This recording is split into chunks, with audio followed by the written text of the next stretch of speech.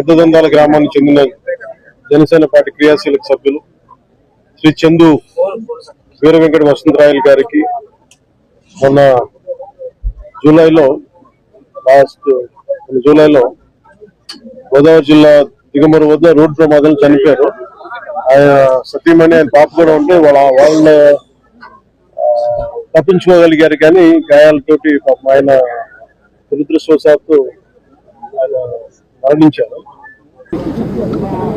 బాగా కదిలించిన సంఘటన. అలాగే అన్ని రకాలుగా చనిపోయిన తర్వాత వారి కుటుంబ సభ్యులకి వాళ్ళు చేసిన దాదాపు 5 మందికి అవయవదానం చేశారు. అది మనస్ఫూర్తిగా వాళ్ళందరికీ నేను చేతులెత్తి మొక్కుతున్నాను. ఇది చాలా అరుదుగా చనిపోయిన పుట్టెడు దుఃఖాన్ని గుండెల్లో పెట్టుకొని కూడా అవయవదానం చేసినందుకు వారి కుటుంబానికి, ముఖ్యంగా వారి సతీమణికి, వారి అబ్బాయికి మనస్ఫూర్తిగా నా ధన్యవాదాలు, అభినందనలు అంటే ధన్యవాదాలు తెలియజేస్తా ఉన్నాను. అభినందనలు దేనికి అని అంటే, పుట్టెడు దుఃఖం మనసులో పెట్టుకొని కూడా ఎదురుగా మన తండ్రి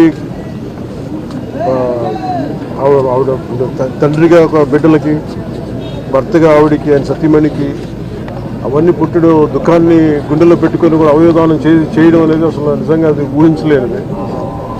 ఇది ప్రత్యేకించి నేనే వద్దామని మొన్న నుంచి ప్రయత్నం చేస్తాను. ఫైనల్కి ఈరోజు కుదిరింది. మనస్ఫూర్తిగా వారికి చనిపోయిన దానికి వారికి సంతాపాన్ని కూడా తెలియజేస్తా ఉన్నాను. అలాగే హైదరాబాద్లో అకౌంటెంట్గా ఉద్యోగం చేస్తూ కుటుంబం కోసం మళ్ళీ ఇక్కడికి వచ్చి ఇక్కడ స్థిరపడినందుకు ప్రభుత్వం తరఫు నుంచి కూడా మేము ఆదుకుంటామని తెలియజేస్తాను. సో ఎమ్మెల్యే గారికి కూడా మనస్ఫూర్తిగా నా ధన్యవాదాలు తెలుపుకుంటాను. వారి కుటుంబానికి అండగా నిలబడినందుకు.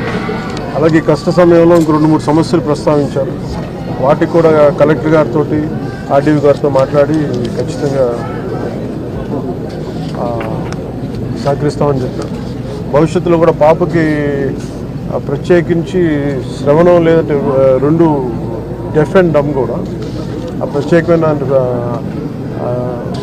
పరిస్థితుల్లో ఉన్న పాప. అందుకే నేనేమన్నానంటే టీటీడీ శ్రవణం అనే ఒక ప్రాజెక్ట్ ఉంది. దాని ద్వారా కూడా తిరిగి చాలాసార్లు 2-3 సందర్భాలు నేను నా దృష్టికి వచ్చిన తర్వాత కొన్ని ప్రాంతాల్లో కొంతమంది కూడా చేయించగలిగాం.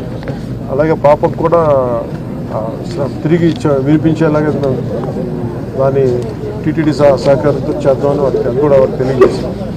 సో ఈ సందర్భంగా దారి పొడవున మచిలీపట్నం నుంచి పెడన దాకా ఇక్కడ దాకా దారి పొడవున వచ్చిన ప్రజలందరికీ, తెలుగుదేశం